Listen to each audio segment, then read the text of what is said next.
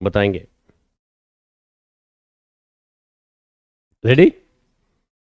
Okay, audio video clear है? एक बात बताएं सारे लोग।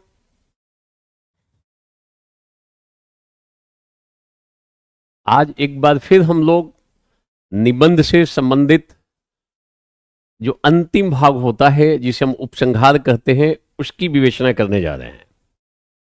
पीछे भी पीछे की क्लास में भी हमने इसकी चर्चा की है। नोट करेंगे कुछ और अन्य शब्दों को। निबंध को कंक्लूड करते वक्त हम ऐसे शब्दों का प्रयोग कर सकते हैं या करना चाहिए। चला दी वो बच्चों का वो भी दिखाओ दिमाग। यस, देखो, निबंध के अंत में आप ऐसी चीजें लिख सकते हो: त्रिस्तरीय रणनीति या द्विस्तरीय रणनीति। कोई भी यदि समस्यागत निबंध हो जिसमें किसी प्रकार की समस्या की कोई चर्चा हो, जैसे पर्यावरण है, पर्यावरण संबंधी समस्या वैश्विक समस्या है, आतंकवाद है, सांप्रदायिकता है, महिलाओं के साथ होने वाला भेदभाव उत्पीड़न है, तो वहां पे हम अंत में द्विस्तरीय रणनीति, त्रिस्तरीय रणनीति ऐसे शब्दों की चर्चा करेंगे। जैसे मान लो पर्यावरण से संबंधित लिख रहे हो, पर्यावरण प्रदूषण,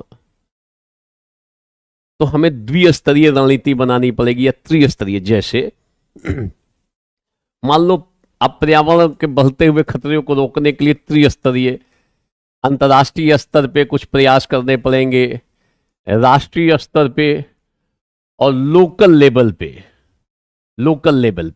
हमें 3 स्तरों पे काम करना पड़ेगा। एक वैश्विक समस्या, स्थानीय स्तर पे, लोकल लेवल मतलब स्थानीय स्तर पे। देखो, जो जहां है वो अपने स्तर पे पर्यावरण को प्रदूषित नहीं कर रहा है, फिर एक राष्ट्रीय नीति भी होनी चाहिए। और ये जो प्रॉब्लम है, जब तक अंतर्राष्ट्रीय सहयोग नहीं होगा, आपस में एक दूसरे के साथ इको फ्रेंडली टेक्निक्स का बंटवारा नहीं होगा अच्छे से, मतलब एक दूसरे को हस्तांतरण नहीं होगा, तो फिर पर्यावरण के बढ़ते हुए प्रदूषण को रोका नहीं जा सकता है।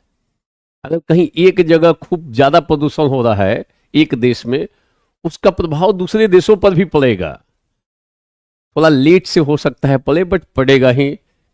तो फिर ऐसी स्थिति में पर्यावरण संबंधी बढ़ते हुए जो ग्लोबल वार्मिंग है उसको रोकने के लिए हमें त्रिस्तरीय रणनीति बनानी पड़ेगी, अंतर्राष्ट्रीय स्तर पे, राष्ट्रीय स्तर पे, लोकल और स्थानीय स्तर पे। तब जाके हम इस बढ़ते हुए प्रदूषण को हद तक नियंत्रित कर सकते हैं। ऐसा कर सकते हैं, ध्यान देना। जैसे द्विस्तरीय रणनीति, जैसे हद तक हम लोगों ने नक्सलवाद को रोक दिया है, मगर अभी भी नक्सलवादी घटनाएं होती रहती हैं। हम इसमें बता सकते हैं द्विस्तरीय रणनीति। एक एक हम बना सकते हैं दीर्घकालिक रणनीति, एक तात्कालिक रणनीति।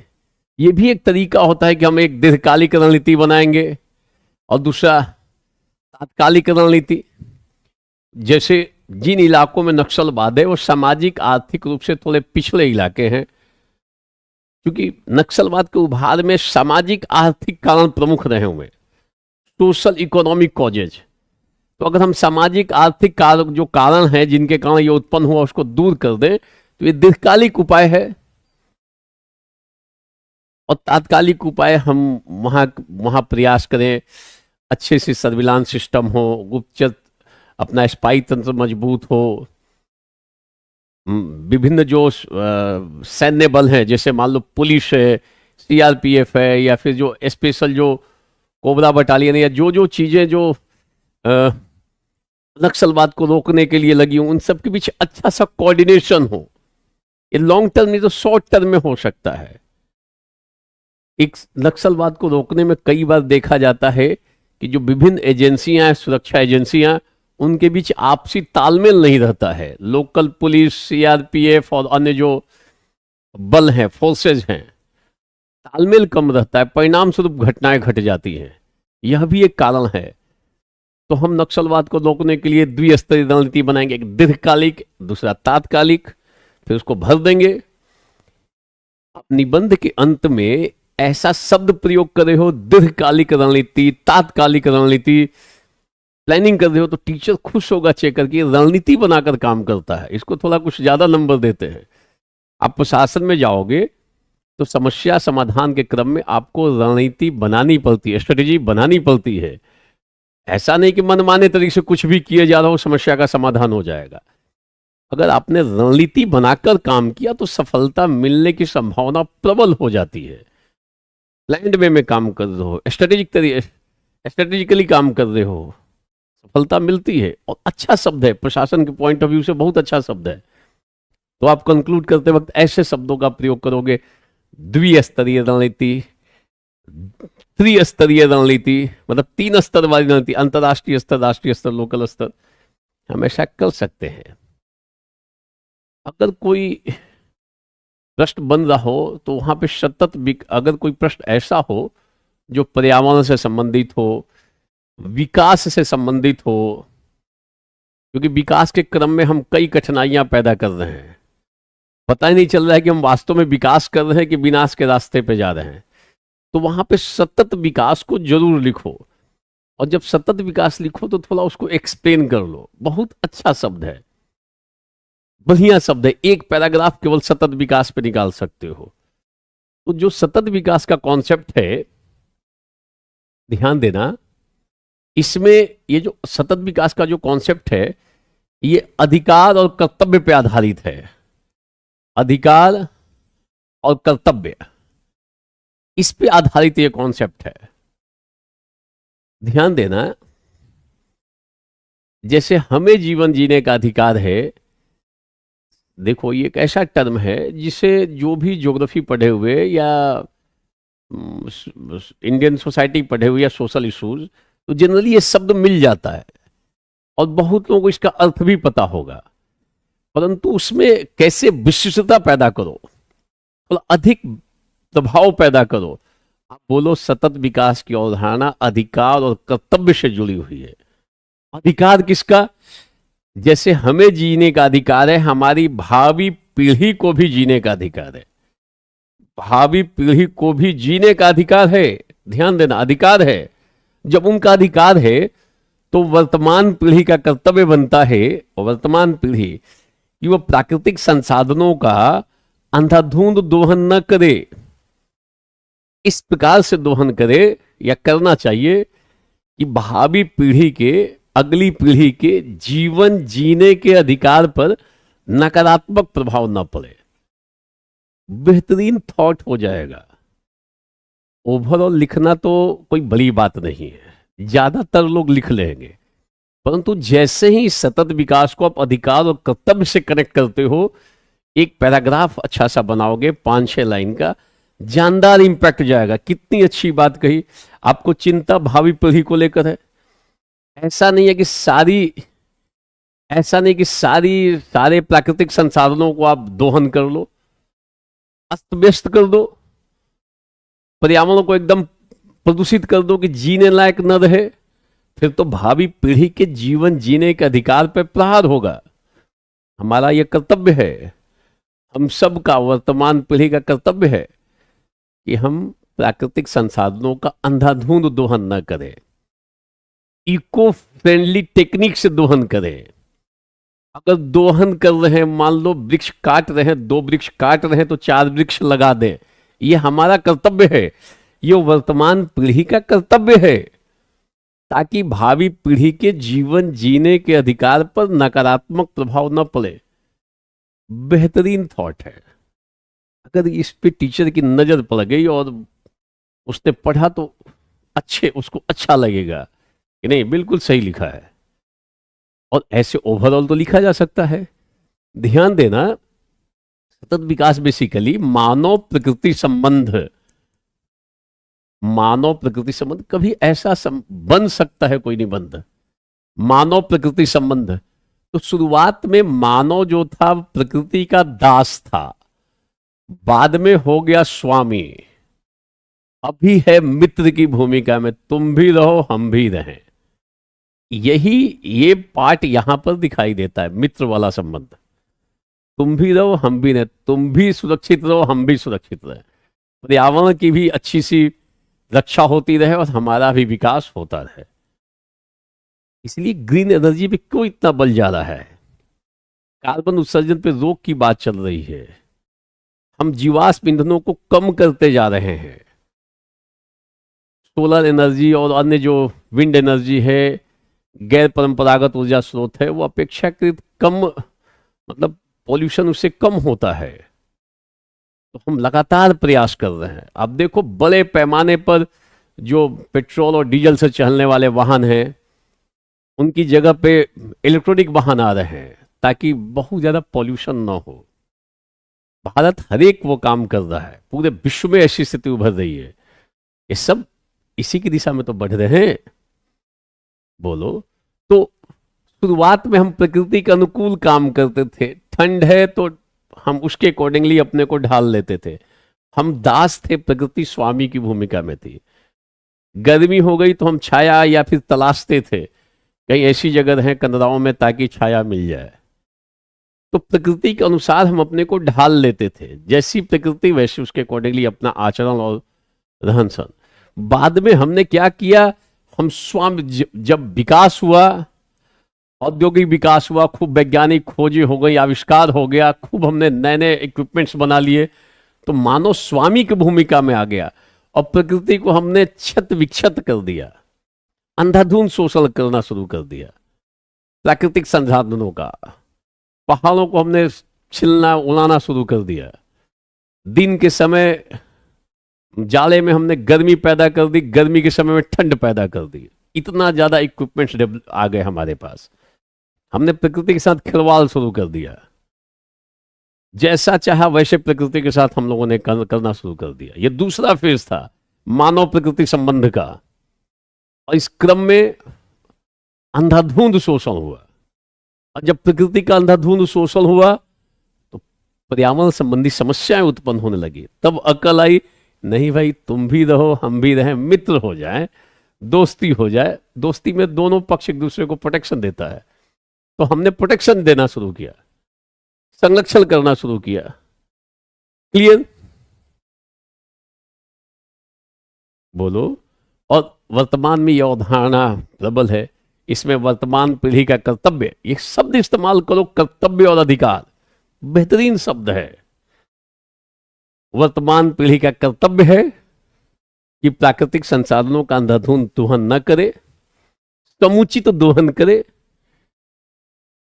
और उसका क्यों करे, ताकि भावी पीढ़ी के जीवन जीने के अधिकार की रक्षा हो पाए। बेहतरीन थॉट है। एक पैराग्राफ निकालोगे, कोई भी पर्यावरण संबंधी समस्या हो, निबंध अगर आ गया हो जहां पर्यावरण के बारे में लिखने की उम्मीद बन सकती है, क्योंकि पर्यावरण एक बहुत ही महत्वपूर्ण टॉपिक है। हो सकता है आप यहां पढ़ रहे हो, आपको जीएस में मौका मिल जाए इसको लिखने का, जानदार तरीके से लिख सकते हो। क्योंकि जीएस में जब पढ़ोगे ना तो ये शब्द बिल्कुल नहीं यूज होगा, अधिकार और कर्तव्य। ये सब तो आ जाएगा, वर्तमान भावी पीढ़ी के जीवन जीने की संभावना पे असर न पड़े, मगर अधिकार और कर्तव्य शब्द का प्रयोग नहीं होता है जीएस की किताबों में, जीएस की क्लासेस में। यहां थोड़ा अलग आपने लेवल टच कर लिया। क्लियर? बोलो सारे लोग, एक बार बोलो, क्लियर है? सतत विकास, सतत विकास होना चाहिए। विकास को रोकना समस्या का समाधान नहीं है। विकास तो हो, परंतु वो सस्टेनेबल डेवलपमेंट हो। इसी को लोग कहीं टिकाऊ तो कहीं और कुछ और विकास, आप सतत विकास करो, sustainable development called in English. Clear? बोलो सारे लोग, क्लियर?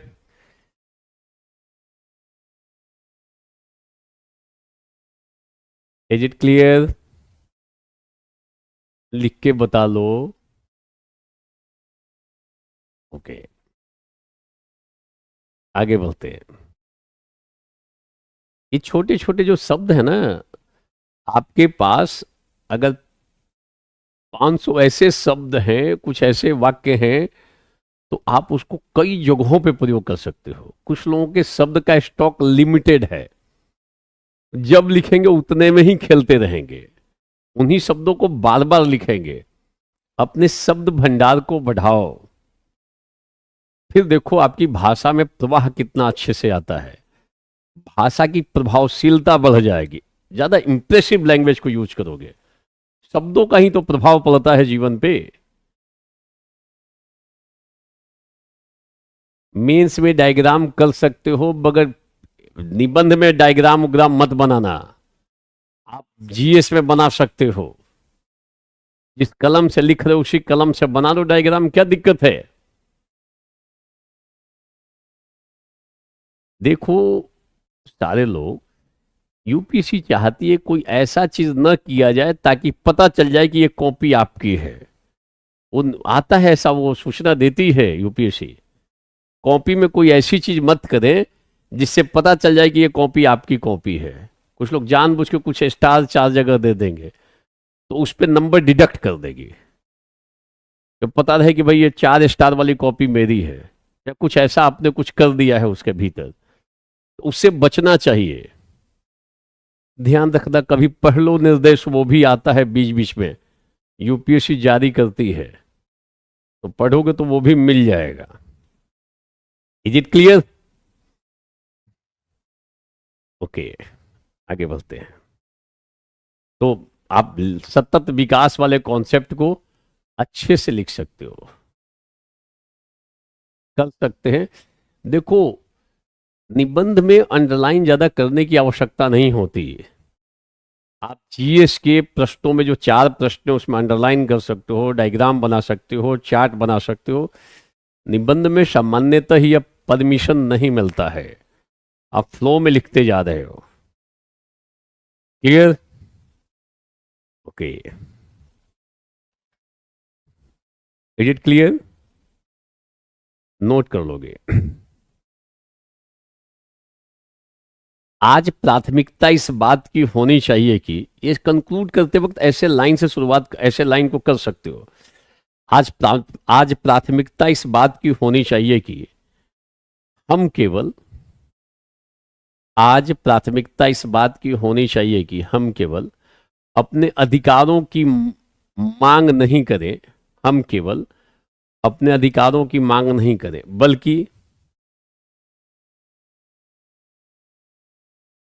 बल्कि हमें अपने कर्तव्यों का भी पालन करना चाहिए। तभी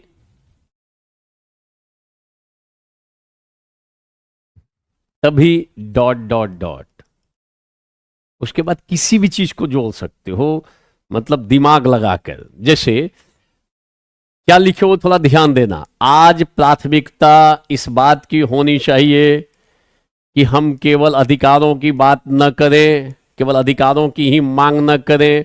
कई लोग हमेशा मुझे ये दे दो, मुझे बोलने की स्वतंत्रता दे दो, मुझे कुछ भी बोलने ये आज़ादी दे दो, कहीं पे भी घूमने की आज़ादी दे दो, कुछ भी पहनने की आज़ादी दे दो, किसी भी प्रकार का वस्त्र पहनने की आज़ादी दे दो। लोग नाना प्रकार के अधिकारों की मांग करते हैं कि मेरा अधिकार है हम कुछ भी पहन के कभी भी कहीं पे भी घूमें, हम कुछ भी खा लें, हम कुछ भी पिए और कहीं पे भी फूकें, अधिकार है। तो नाना प्रकार के अधिकारों की बात करते हैं कि हम कुछ भी बोलें, अगर रोका जाता है कि ऐसा बोलना ठीक नहीं है, तो ये अभिव्यक्ति की स्वतंत्रता के अधिकार का उल्लंघन हो रहा है।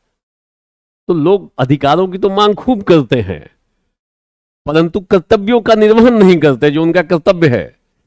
आज प्राथमिकता इस बात की होनी चाहिए कि हम केवल अधिकारों की मांग न करें, बल्कि हमें अपने कर्तव्यों का भी पालन करना चाहिए।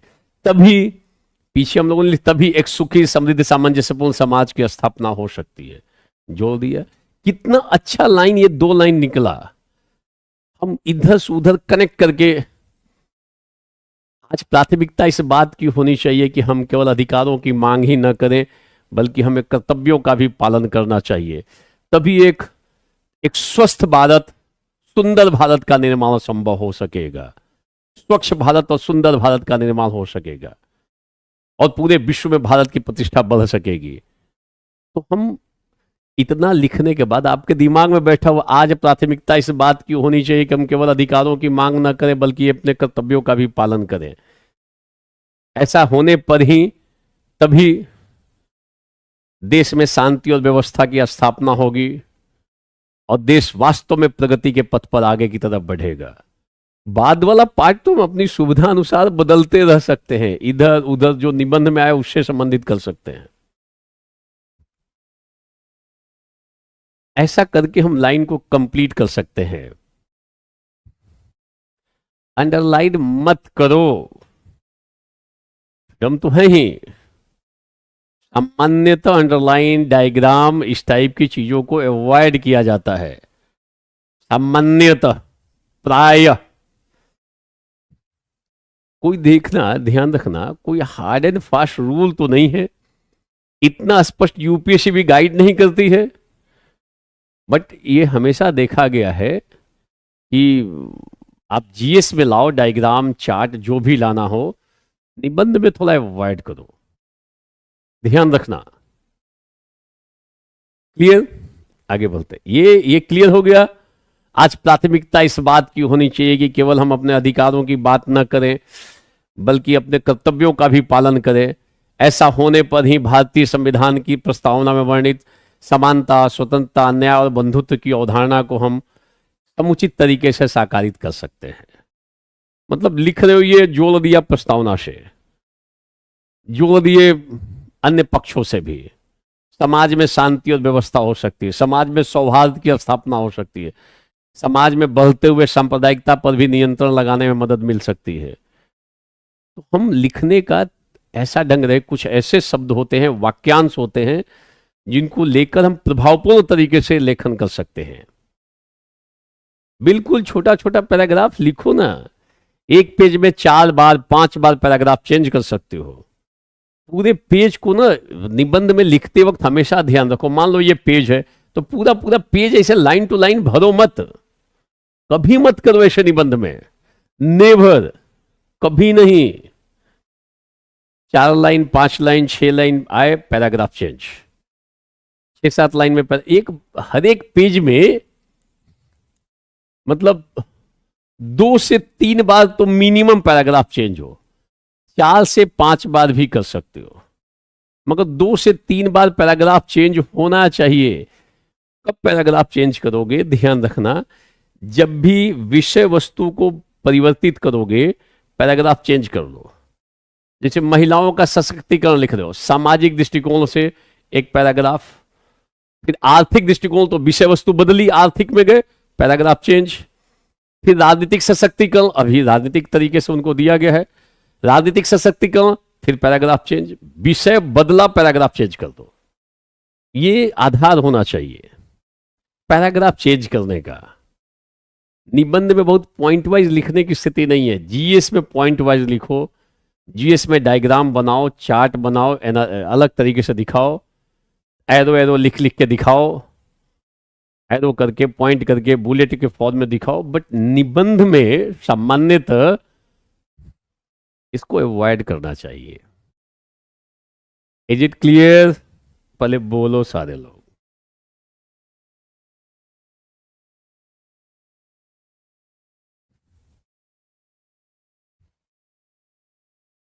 इस लाइन को लेकर कई जगहों पे कई तरीके के लाइन ले। आज प्राथमिकता इस बात की होनी चाहिए कि हम केवल अधिकारों की ही मांग न करें, बल्कि अपने कर्तव्यों को भी संपादन करें। ऐसा करने पर ही लोकतंत्र वास्तव में साकारित होगा, जन केंद्रित शासन की स्थापना होगी, समाज में शांति और सुव्यवस्था बनी रहेगी, देश का चहुमुखी विकास संभव हो पाएगा। हम ऐसा कर करके लिख के पूरा कर सकते हैं। बढ़िया, सारे अच्छे अच्छे शब्द हैं, मतलब जिस शब्द को पढ़ेगा सामने वाला कहेगा क्या बढ़िया बढ़िया शब्दों का प्रयोग किए हुए। शब्दों पर उतरना बड़ा कठिन काम होता है। लोग पैराग्राफ रटते हैं, कई लोग लाइन रटते हैं, आप शब्द से खेल रहे हो। शब्दों से खेलने की कला विकसित करो। एक शब्द मिल गया, लंबा खींच दोगे। केवल एक शब्द मिल गया, विचार पर वाला 20 लाइन लिख रहे हो। समय 20 लाइन लिख दिए समय पे ही, ध्यान रखना। कर्तव्य मिल गया, कर्तव्य पे ही पता चला लंबा खेल गए। अधिकार शब्द मिल गया, अधिकार पे ही 30 लाइन निकाल देंगे। संभव है, यही तो पकड़ होती है शब्दों की। ये धीरे धीरे होगा, 1 दिन 2 दिन 10 दिन में नहीं संभव है। लगातार प्रयास करते रहोगे तो धीरे धीरे आप उस स्तर पे आ जाओगे। उसके बाद प्रयास करने की जरूरत नहीं है। उसके बाद तो एग्जाम देने जाओगे और जम के लिखोगे, अच्छे से लिखोगे और भावपूर्ण तरीके से लिखोगे। और लोग आपकी कॉपी को देखकर परेशान हो जाए, कितना बढ़िया ये लिखता है, लगता है ये रट के लिखा है। उसको क्या पता है कि इसने अपने को एक प्रक्रिया से गुजारा है। तो लेखन शैली को थोड़ा थोड़ा धीरे धीरे अभ्यास करते करते सुधारा जा सकता है। और कई लोग 4-4 साल से दिल्ली में हैं, कभी फ्री हैंड नहीं लिखा होगा। कभी पूछोगे क्या तुमने कभी लाइफ में 50 पेज, 2 साल से हो दिल्ली में, 50 पेज फ्री तरीके से लिखे हो, अपने तरीके से जो मन में आ रहा है उसको लिख रहे हो? तो 50 पेज नहीं लिखा है 2 साल में। लिखा वो है जो क्लास में बोला गया, उसको तो उसने कॉपी पे कॉपी भर ली है। मगर कहा जाए तुम इसको अपने फ्री हैंड लिखो, आप जो आपके दिमाग में विचार उभरता है, तो 1 पेज लिखने में उसको 1 घंटा लग सकता है। ये मास लेवल पे दिल्ली में पढ़ने वालों की दशा है। एक पैराग्राफ में बता रहा हूं, कभी आजमा लो जो आपके टच में होंगे। मैं जब बोलूं तो सत्यापित करो। आपके टच में कई लोग होंगे, 2,80,000 या 90,000 जो हो, या 3,20,000 हो, डजन मैटर। मैं तो गार्जियंस को भी बोलूंगा जो जो पढ़े लिखे गार्जियन से, कि कभी कभी जज तो करो आप। इस बात से ही आप खुश हो कि मैंने 3 लाख वाले कोचिंग में बच्चे को डाल दिया है। कभी आए घर पे तो बोलो कि लो ये टॉपिक, इस पे 20 लाइन मुझे लिखकर दिखा दो और तुम्हारे लिए 1 घंटे का समय दे रहा हूं। 1 घंटे में 20 लाइन बहुत ज्यादा, मतलब आराम से लिखा जा सकता है। सोच सोच के लिखो, बस 20 लाइन ठीक से निकाल लिख दो जिसमें कनेक्टिविटी बनी हुई है। कोई भी टॉपिक दे दो आप। तो भाई 2 साल दिल्ली में रह गया है, किसी टॉपिक पे 20 लाइन लिखने में फ्री हैंड दिक्कत है, 1 घंटा देने के बाद, इसका मतलब दशा ठीक नहीं है। आजमाओ, कभी मेरी बातों पे सत्यापित करो।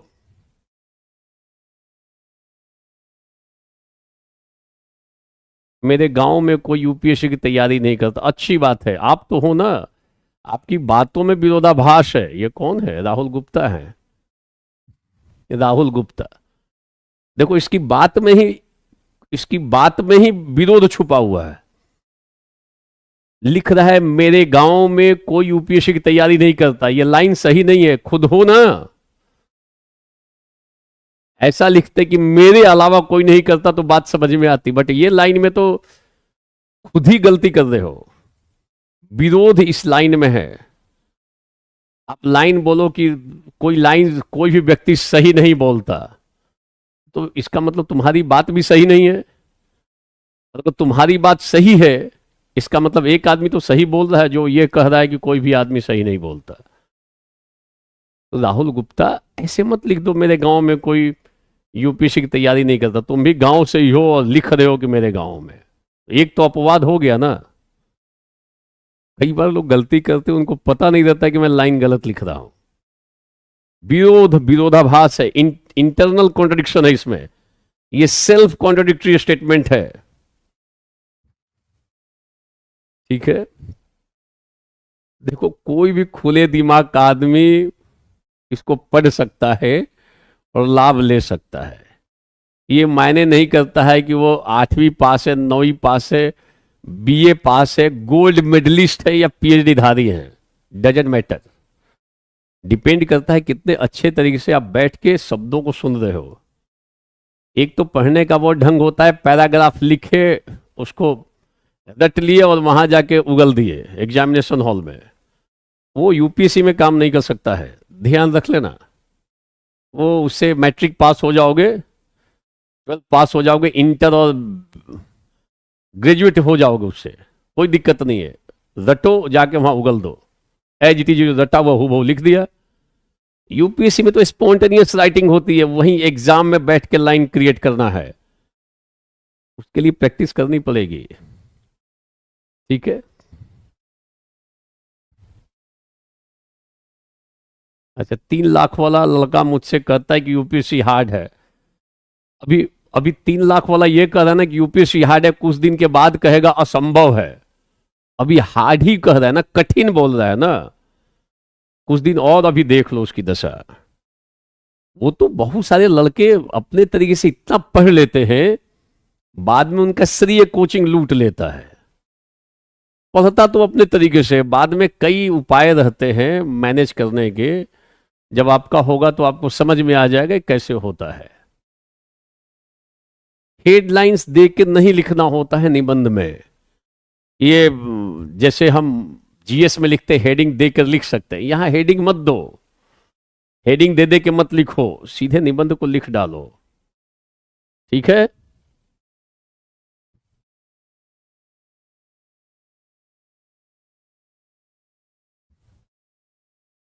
ठीक, अच्छी बात है। बिल्कुल करो तैयारी। ये देखो, पढ़ाई जो है ना बेकार कभी नहीं जाती। तरीका पकड़ो, जैसे मैंने कहा सतत विकास, ये फंडा तो क्लियर हो जाएगा मेरे बताने से।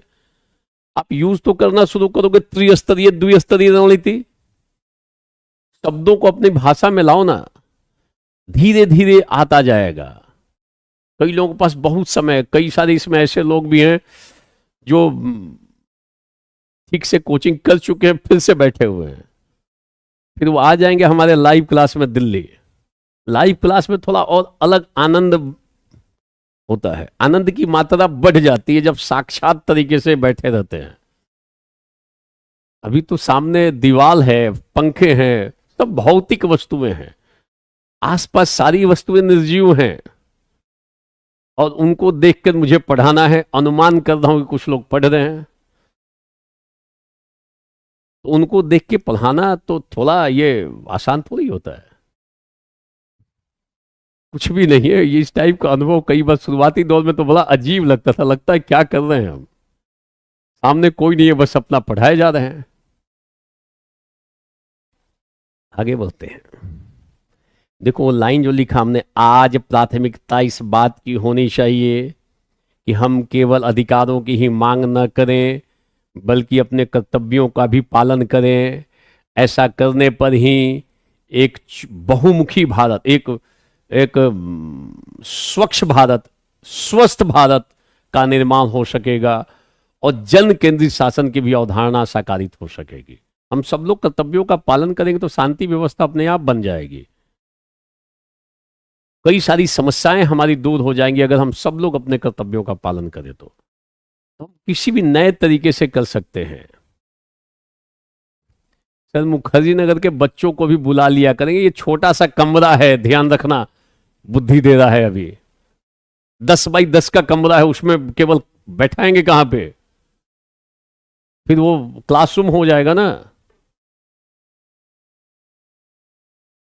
सर ऐसे स्टार्ट नहीं कर पा रहे अभी, जो मैंने बताया है उसको देखो। अब जब हम तीनों पार्ट की विवेचना कर लेंगे, फिर निबंध लेंगे, फिर आप सब लोगों से मैं स्टार्टिंग लिखवाऊंगा। आप पढ़ लोगे कि जो जो हमने नोटिंग कराई है, और उसको अब आजमाएंगे, और आप लोग लिखने का प्रयास करोगे। वो हम प्रैक्टिस करेंगे ना। जैसे आज के बाद जो रिमेनिंग हमारी क्लासेज हैं, उसमें आईएएस का सवाल और प्रैक्टिस शुरू हो जाएगा। आज हम लोग प्रयास करें निबंध का एंडिंग कैसे करें, और जब प्रैक्टिस करेंगे तब आएगा कि हमको कैसे उसको यूज करना है। अभी हमने प्रैक्टिस नहीं की, अभी तो हम लोग समझ रहे हैं कि ऐसे लिखना चाहिए निबंध का कंक्लूजन, निबंध की भूमिका ऐसे लिखनी चाहिए। केवल हमने समझा है, कुछ कुछ नोटिंग की है। अब उसको यूज करना शुरू करेंगे। Is it clear? तो बुलाना आसान नहीं है। पाल जी बोल रहे हैं कि बुला लिया कीजिए बच्चों को। कितनी अच्छी सलाह दे रहा है। औरों के प्रति इसके अंदर ना संवेदना भरी है। ये लोक कल्याण की भावना से युक्त व्यक्ति है जो सलाह दे रहा है। क्लियर? कई बार जहां से होता है वहां पिन ड्रॉप साइलेंस होता है, कोई सिंगल सा साउंड भीतर नहीं आ सकता है, छोटा भी, आप छोटी सी भी आवाज नहीं आएगी। ठीक है, आगे लिखते हैं। लिख लिया? नेक्स्ट। केवल तार्किक आधार पर अपनी बातों को लिख लो। केवल तार्किक आधार पर अपनी बातों को श्रेष्ठ सिद्ध करने, केवल तार्किक आधार पर अपनी बातों को श्रेष्ठ सिद्ध करने, केवल तार्किक आधार पर अपनी बातों को श्रेष्ठ सिद्ध करने और दूसरों को कोसने से समस्या का समाधान नहीं होगा, बल्कि बल्कि हम सबको अपनी उदासीनता को त्याग कर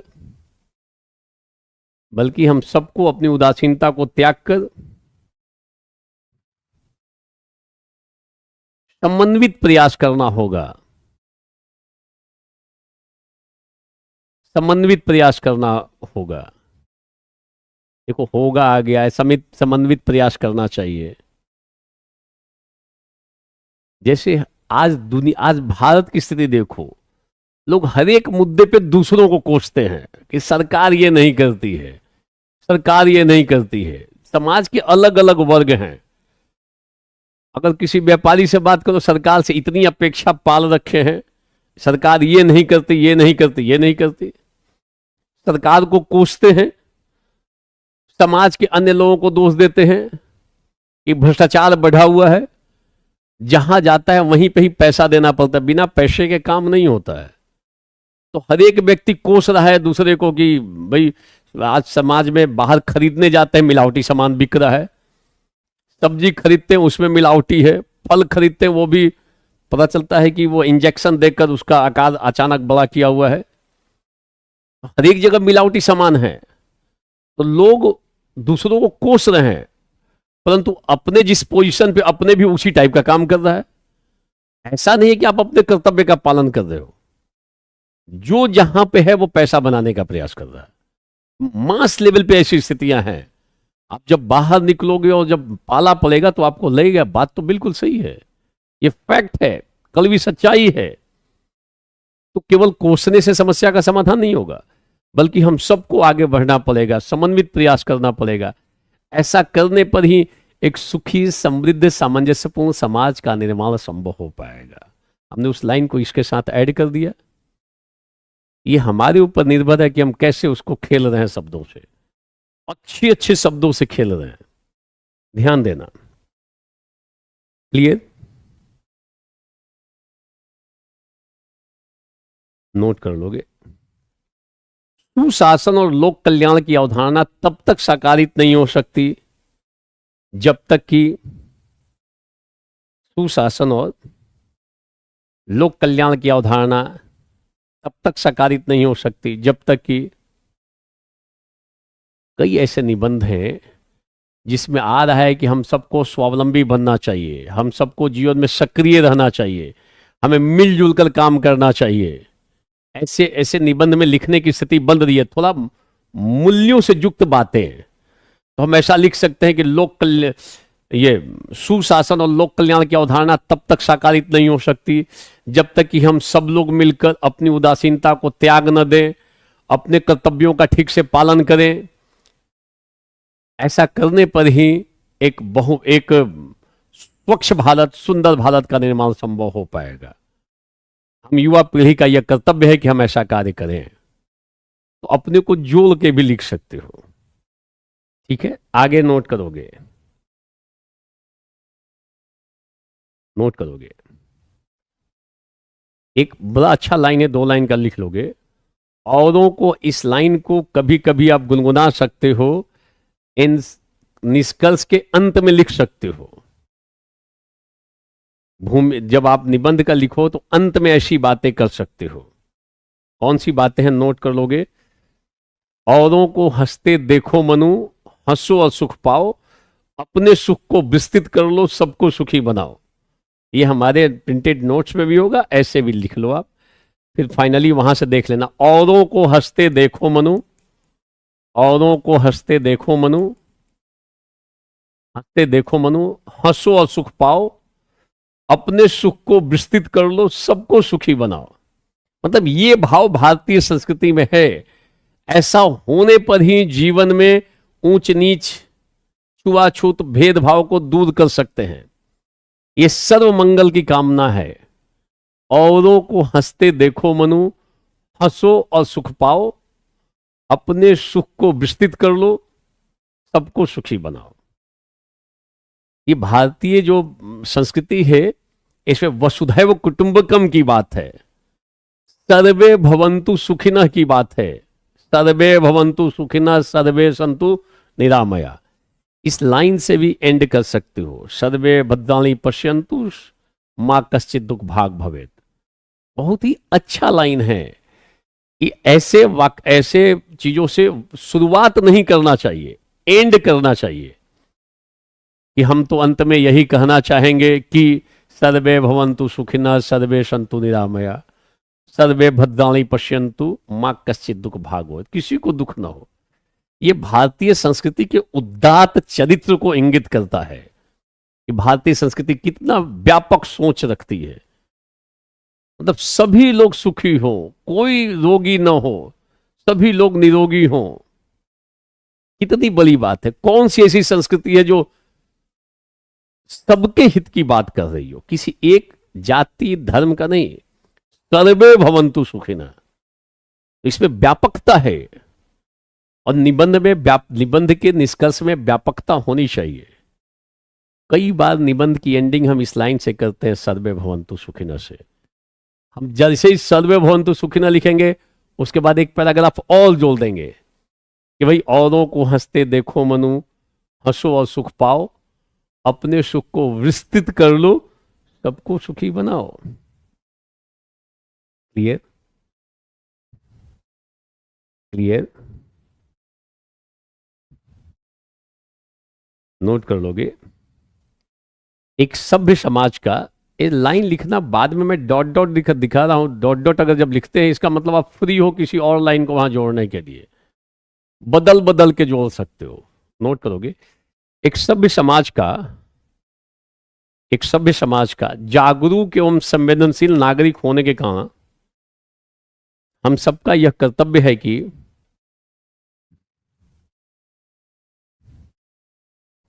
एक सभ्य समाज का जागरूक नागरिक होने के कारण हम सबका यह कर्तव्य है कि एक सभ्य समाज का जागरूक एवं संवेदनशील नागरिक होने के कारण हम सबका यह कर्तव्य है कि कोई भी समस्यागत निबंध हो ना, तो वहां पे लास्ट में कंक्लूड करते वक्त ऐसी चीजों कर सकते हो। एक सभ्य समाज का जागरूक एवं संवेदनशील नागरिक होने के कारण हमारा यह कर्तव्य है कि हम सब मिलकर इस समस्या के समाधान के लिए कदम बढ़ाएं।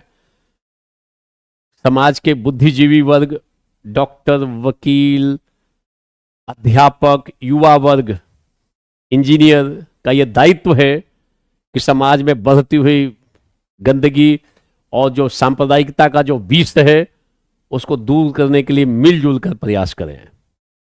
यह आज समय की मांग है। मतलब लाइन तो हमेशा नया नया क्रिएट कर सकते हो, जब बोलेंगे कुछ नया निकलेगा। कुछ बातें तो रहेंगी परंतु बाद में जुड़ने वाला वाक्य बदलता रहेगा। ये डिपेंड करता है आपने प्रैक्टिस कितनी कर रखी है। तो जैसे एक सभ्य समाज का जागरूक एवं संवेदनशील नागरिक होने का हम सबका यह कर्तव्य है कि सामाजिक समस्याओं के बारे में हम आंख मूंद कर न बैठें, बल्कि हम सब मिलकर समन्वित प्रयास करें और इस समस्या को जड़ से खत्म कर दें। तो कितना अच्छा लाइन है कि एक सभ्य समाज का जागरूक एवं संवेदनशील नागरिक होने के कारण। कितने सुंदर सुंदर शब्द हैं। सभ्य समाज, जागरूक नागरिक, संवेदनशील नागरिक। कर्तव्य, क्या कर्तव्य है कि बढ़ती हुई जो सामाजिक समस्याएं हैं, जो दूरियां हैं, जो विषमता, उनके प्रति आंख मूंद कर न बैठें। हम युवाओं का, बुद्धिजीवियों का, अध्यापक जो उसमें अध्यापक हैं, वकील हैं, डॉक्टर, इंजीनियर आदि का यह कर्तव्य बनता है कि हम मिलजुल कर प्रयास करें। समन्वित प्रयास से ही हम इस समस्या का, इस बढ़ते हुए समस्या का हम उचित समाधान निकाल सकते हैं। ऐसा आपने 4-5 लाइन का एक कंक्लूजन निकाल दिया, बढ़िया इंपैक्ट डालेगा। क्लियर? सारे लोग बोलो, इज इट क्लियर?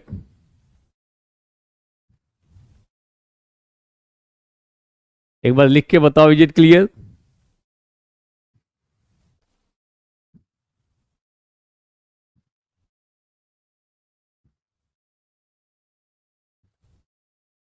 अभी पीछे 2023 में एक सवाल आया था सभी भटकने वाले खो नहीं जाते।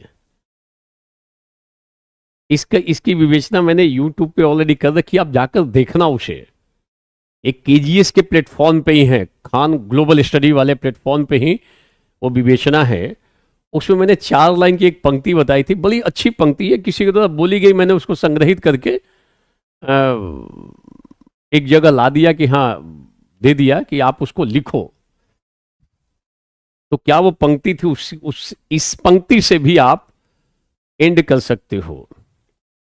और कई बार अगर ऐसा निबंध मिल जाए, मन के हारे हार है मन के जीते जीत, या जीवन में मन की बड़ी महत्वपूर्ण भूमिका है, या मन से संबंधित या दृढ़ संकल्प पे कोई निबंध मिल जाए, तो वहां एंड ऐसे कर सकते हो। आत्मविश्वास पे कभी सवाल मिल जाए, भटकाव पे मिल जाए, तो इस निबंध की एंडिंग कर सकते हो। लिख लो, मंजिलें लाख कठिनाएं गुजर जाऊंगा। और अगर कोई गर्ल्स लिख रही है तो वो लिख रही गुजर जाऊंगी। मंजिलें लाख कठिनाएं, मंजिलें लाख कठिनाएं गुजर जाऊंगा। हौसला हार के बैठूंगा तो मर जाऊंगा। हौसला हार के बैठेंगे तो मर जाएंगे। मिल ही जाएगी मंजिल भटकते भटकते ही सही, मिल ही जाएगी मंजिल भटकते भटकते ही सही। गुमराह तो वे हैं जो घर से निकले ही नहीं। मान लो बहुत सारे लोग लगे हुए हैं तैयारी में, और देखो जब IAS की तैयारी होती है ना, तो थोड़ा बहुत भटकाव होता है। कभी कभी कुछ फ्लैक्चुएशंस आएंगे, कभी कभी दिमाग थोड़ी दूसरी दिशा में जाएगा। आसान भी नहीं है IAS बनना, परंतु ये असंभव भी नहीं है। ठीक से मेहनत करने वाला, अच्छे निर्देशन में काम करने वाला, थोड़ा बहुत जो अपने को रेगुलेट करने की ताकत रखता हो और स्वयं को मोटिवेट करने की ताकत रखता हो, स्वयं को समय समय पे मोटिवेट करे। स्व प्रेरणा होनी चाहिए, स्व प्रेरित, सेल्फ मोटिवेशन। तो थोड़ा बहुत भटकाव होता है, परंतु उसी भटकाव के बीच रास्ते भी मिल जाते हैं। और कई लोग थोड़ा बहुत भटकते हैं, और भटकाव के बीच भी वो निरंतर प्रयास करते हैं, लगातार प्रयास। मान लो भटका तो उसको पता चला ये रास्ता तो ठीक नहीं रास्ता, फिर प्रयास किया, बाद में उनको अपनी सफलता मिल जाती है, मंजिल मिल जाती है। कई ऐसे लोग हैं। और कई लोगों के जीवन में थोड़ा सा भटकाव होता है, भटकाव का संदर्भ हुए असफलता मिलती है, वो फिर ना निराश हो जाते हैं, हताश हो जाते हैं, उनके भीतर हीनता का भाव पैदा हो जाता है। उनको लगता है मेरे भाग्य में नहीं है, फिर वो दूसरे टाइप के कार्यों में संलग्न हो जाते हैं, फिर वास्तव में वो भटक जाता है।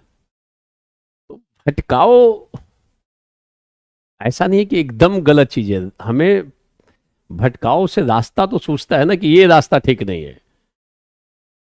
जब भटकते हैं तो पता चलता है ये रास्ता सही रास्ता नहीं है, कोई और दूसरा रास्ता है, चलो दूसरे रास्ते की तलाश करते हैं। तो कई बार लोग भटकते भटकते सही रास्ते तक पहुंच जाते हैं। गुमराह तो वे हैं जो घर से निकले ही नहीं, और घर ही में बैठ के अपना अलग दुनिया बना लेते हैं, और आजीवन लाइफ लॉन्ग एक अलग मानसिक स्थिति, मानसिक जो परेशानी के दौर से गुजरते रहते हैं। देखो ये जो समय है ना आपके जीवन का कालखंड, ये आगे का 1 साल 2 साल या 5 साल जो आपका समय है आगे का, ये 5 साल जो आप जीवन निर्माण के दौर से गुजर रहे हो। कई लोग आप में ग्रेजुएट हैं, कुछ लोग PG हैं, कुछ लोग और ज्यादा डिग्री लिए हुए हैं। अगर ये 2 से 5 साल तक अगर आपने ठीक से मेहनत कर लिया, तो आगे का जो 50 साल 60 साल का जो और जो एज बनेगा, 70 साल जो कह लो आप, इसकी क्वालिटी सुधर जाएगी। आप क्या क्वालिटी लाइफ जियोगे अगर अभी ये मेहनत कर लोगे तो, और अभी अन्य कार्यों में संलग्न हो जाओगे तो ये तो इसकी तो क्वालिटी खराब कर लोगे। ध्यान रखना, फिर पिताजी की संपत्ति तापोगे, उनको रिड्यूस करोगे, या जो वो कुछ काम करते होंगे बिजनेस, उसी बिजनेस में जाके सेट हो जाओगे, यही स्थिति पैदा होगी।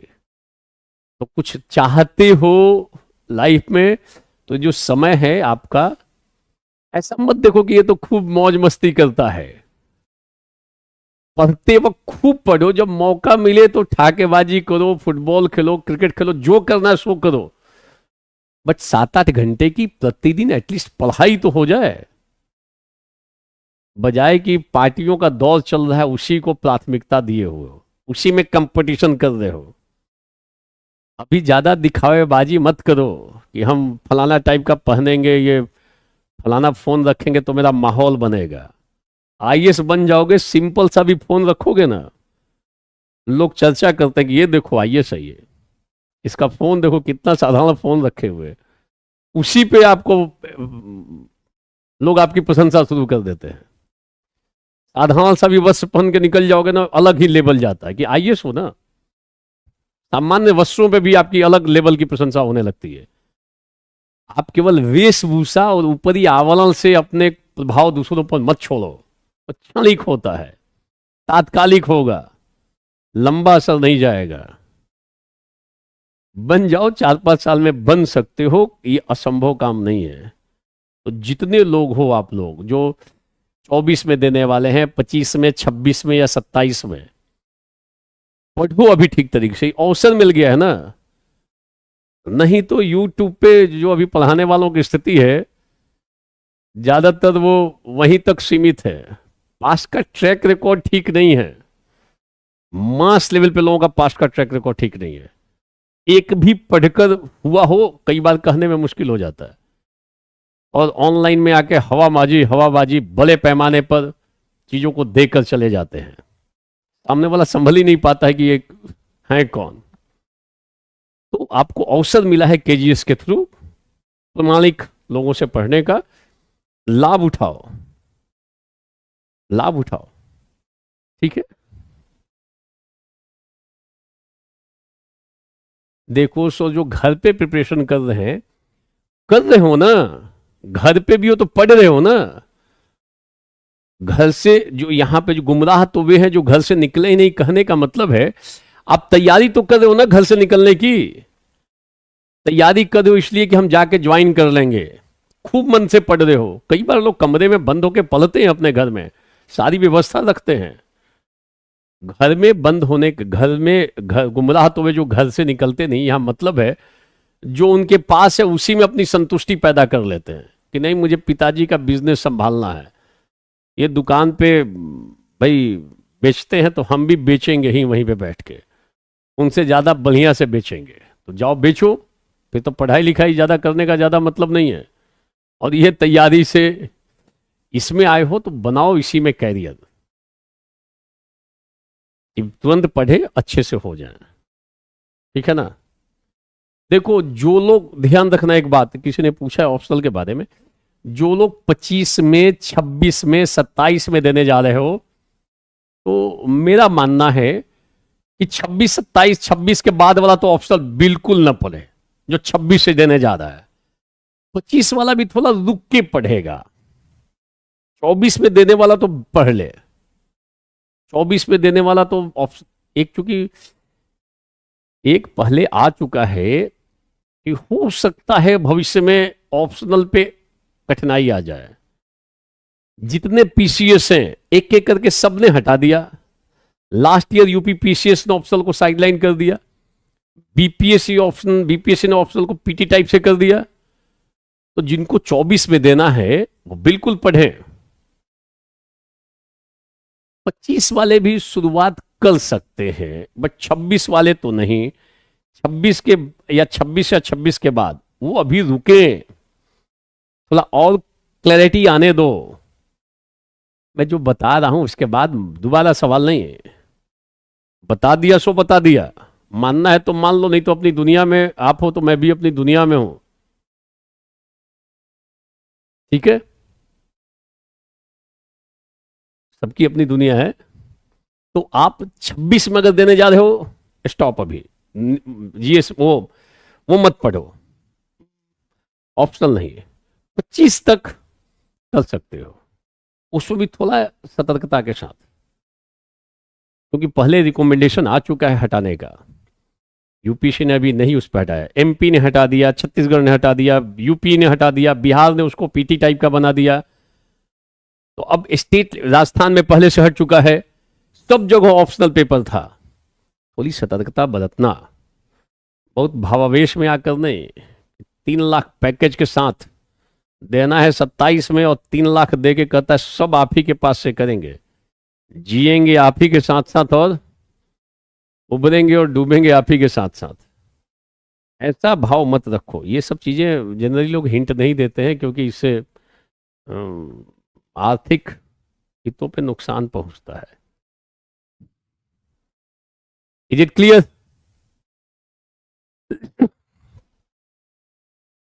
24 वाले तो फुल फ्लेज में पढ़ें, 25 वाले कुछ कुछ चीजों की शुरुआत कर सकते हैं, तब तक हो सकता है सारी चीजें क्लियर हो जाएं।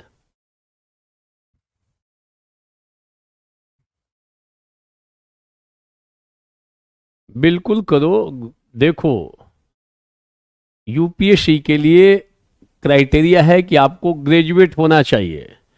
आप फर्स्ट डिवीजन हो, सेकंड डिवीजन हो, थर्ड डिवीजन हो, इससे कोई अंतर नहीं है। पास हो, बीए पास हो, सिंपल बीए पास भी, बीए पास लोग भी आईएएस बने हुए हैं, ध्यान रखना। कई आईएएस ऐसे हैं जिनकी डिग्री है बीए पास, और कई लोग पीएचडी करके अभी घूम रहे हैं बाहर में, नौकरी तलाश रहे हैं। भाई हमने पीएचडी किया है, मुझे भी सरकारी नौकरी दे दो। घूम रहे हैं भांति भांति का डिग्री लेकर। और कई लोग सिंपल बीए पास, मेहनत से, अपनी जीवटता से, अपनी कर्मठता से आज बढ़िया काम कर रहे हैं, आईएएस बन के काम कर रहे हैं। सिंपल बीएससी आईएएस बन गया। मेहनत किया ना, जम के मेहनत किया। गोविंद जायसवाल का नाम आपने सुना होगा, रिक्शा चालक का बेटा बना कलेक्टर। पहला प्रयास कौन सी पृष्ठभूमि थी गोविंद की? कोई पृष्ठभूमि नहीं थी, घर परिवार की माली हालत ठीक नहीं थी। Simple BSc. अब इससे ज्यादा क्राइटेरिया कम क्या होता है? जो मिनिमम क्राइटेरिया मांगती है यूपीएससी, वो क्राइटेरिया फुलफिल, और पहले अटेम्प्ट में सीधे सीधे आईएएस। तो क्या था उसके पीछे? ऐसा थोड़ी था कि अपने डिपार्टमेंट के गोल्ड मेडलिस्ट वो आदमी हो, कि अपने यूनिवर्सिटी टॉपर हो। मेहनत खूब था, समय की कोई भी बर्बादी नहीं थी, गलत चीजों में इन्वॉल्वमेंट नहीं था। दिन रात पढ़ाई पढ़ाई पढ़ाई, पढ़ाई के साथ साथ खूब लेखन प्रैक्टिस। आज जीवन बदल गया गोविंद जायसवाल का। बच्चा जो है उसका, वो हिंदी में कम बात करता, अंग्रेजी में ज्यादा बोलता है। अब ये स्थिति है। बनारस के एक छोटे से, मतलब पिछड़े हुए इलाके का रहने वाला व्यक्ति, पिताजी वहीं बनारस की सड़कों पर रिक्शा चलाते थे, और जो पुलिस वाले थे रिक्शे को पंचर भी कर देते थे, कई बार अभी भी पंचर कर देते हैं। तो जिस दिन हुआ था, वो पुलिस वाले माफी मांगने गए थे घर पे जाके कि गलती हो गई है, ज्यादा ध्यान मत रखिएगा, हमने आपके रिक्शे को कई बार पंचर किया है। वो हो जाता ना, हवा निकाल देना। गलत जगहों पे पार्किंग करने पे कभी कभी ऐसी चीजें हो जाती, अब नहीं होती हैं, मगर एक दौर में ऐसा चीज रहता था। तो वो एक पार्ट है ये सब। तो मेहनती तो है कि डिग्री से मतलब है। और कई सारे डिपार्टमेंट के गोल्ड में लिस्ट अभी घूम रहे हैं, बाहर देखोगे फ्रस्ट्रेशन में फूंकते हुए नजर आ जाएंगे। कुछ लोग देवदास बने हुए हैं दिल्ली में।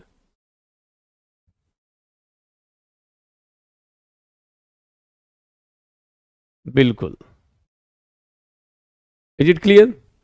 तो ऐसे लोगों को जानो ना, कि गोविंद जायसवाल एक्सीलेंट एग्जाम्पल, एकदम साधारण पारिवारिक पृष्ठभूमि, मगर जिद्द और जुनून आला दर्जे का। कभी उसकी स्टोरी पढ़ना नेट पे, स्टोरी होगा कोई जायसवाल.com करके, उस समय की स्टोरी है जब वो दिल्ली, जायसवाल जब पढ़ाई के लिए आना था, तो कैसे घर परिवार को समझाया उसने कि मैं दिल्ली जा रहा हूं पढ़ने के लिए। दिल्ली का खर्चा तो होता ही है। तो किसी ने गिरवी रखा कोई सामान घर का, किसी ने, अपने सिस्टर ने कोई जेवर बेच दिया कि इसको पैसा दे सके। पूरे परिवार का था कि बच्चा पढ़ना चाहते, इसको पढ़ा देते हैं। मगर आने के बाद उसने पढ़ा भी तो। कई लोग आते हैं कुछ कुछ चीजें करके, मगर आने के बाद यहाँ अलग दिशा में इन्वॉल्व है, वो पढ़ाई छोड़ के सारा काम कर रहे हैं। इस बात से केवल खुश रहता है कि मैंने 2,80,000 दिया है, अब तो कोचिंग का तो जिम्मेदारी है कि घोल बनाए और मुझे पिला दे, तो दशा बिगड़ जाती है। ध्यान देना। अब मैं कुछ थॉट बताता हूं जिसका आप यूज करोगे। देखो, मनुष्य जो है ये कई जगहों पे बीच बीच में अंत में भी हम ला सकते हैं। मनुष्य देवत्व और पशुत्व के बीच की कली है। देवत्व और पशुत्व के बीच की कली है, ये थॉट है। क्योंकि हर एक साल इथिकल निबंध पूछे जा रहे हैं, तो उसमें ऐसी चीजों को लिखने की संभावना प्रबल हो सकती है। जहां पे नैतिकता पे कोई बात हो, कर्तव्य पे बात हो, वहां लिखो मनुष्य देवत्व एवं पशुत्व के बीच की कली है। मनुष्य है, मनुष्य अच्छा काम करके देवत्व के स्तर पे आ सकता है और बुरा काम करके पशुत्व के स्तर पे आ सकता है। ध्यान देना। जब मनुष्य का स्व मतलब अपना, स्वार्थ में परिवर्तित होता है, स्वार्थ मतलब अपने लिए, में पशु के स्तर पे आ गया। और जब मनुष्य का स्व मतलब अपना सर्वार्थ में परिवर्तित होता है, सर्वार्थ का मतलब सबके लिए, तो वो देवता के स्तर पे आ जाता है। मनुष्य देवता भी बन सकता है और पशु भी बन सकता है। मनुष्य में एक कैपेबिलिटी है। बुद्ध मानव थे, भगवान कहलाते हैं, भगवान बुद्ध। महावीर, भगवान महावीर हम कहते। क्यों उनको भगवान कहा गया?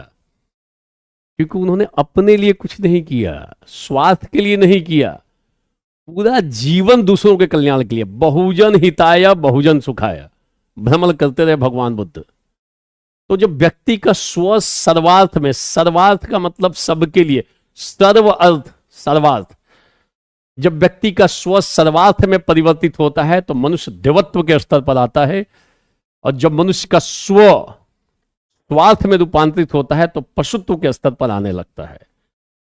अच्छा काम करके देवता, बुरा काम करके हम पशु। एक बढ़िया पैराग्राफ निकलेगा, जानदार पैराग्राफ, इंप्रेसिव पैराग्राफ।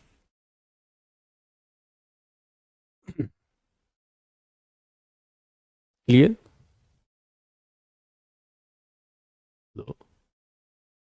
कर सकते हो। मनुष्य देवत्व और पशुत्व के बीच की कली है। मनुष्य देवत्व और पशुत्व के बीच की कली है। मतलब ये जो लाइन है हमें अच्छा काम करने के लिए प्रोत्साहित करता है और बुरा काम करने के लिए हतोत्साहित करता है। दो शब्दों को और डाल लो, प्रोत्साहित और हतोत्साहित। अच्छे शब्द है, प्रोत्साहित, हतोत्साहित। हतोत्साहित बढ़िया शब्द है, प्रोत्साहित और हतोत्साहित। जैसे कई बार पूछा जाता है कि आप अपने विभाग में गलत कामों को कैसे रोकेंगे। मान लो आप विभाग के हेड हैं, तो हम कहेंगे मैं प्रोत्साहन और हतोत्साहन की नीति अपनाऊंगा। अच्छे काम करने वालों को प्रोत्साहित करेंगे, उन्हें प्रशंसा देंगे, प्रमोशन देंगे, और गलत काम करने वाले को हतोत्साहित करेंगे, दंडित कर सकते हैं, निंदा देंगे, निंदा करेंगे। तो प्रोत्साहन और हतोत्साहन के माध्यम से हम अच्छी चीजों को जीवन में बढ़ा सकते हैं और गलत चीजों को हम रोक सकते हैं। बच्चों को भी, बच्चा जब अच्छा काम करे तो हमें प्रोत्साहित करना चाहिए, बुरे कामों को हतोत्साहित करना चाहिए। और इस प्रकार प्रोत्साहन और हतोत्साहन के माध्यम से हम सदकर्मों को बढ़ा सकते हैं, दुष्कर्मों पर नियंत्रण लगा सकते हैं।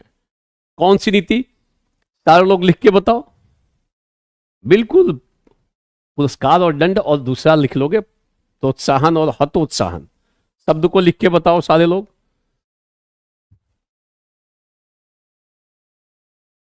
प्रोत्साहन और हतोत्साहन। हमें जीवन में अच्छे कार्यों को प्रोत्साहित करना चाहिए, अच्छे काम करने वालों को प्रोत्साहित करना चाहिए और बुरे काम करने वालों को हतोत्साहित करना चाहिए।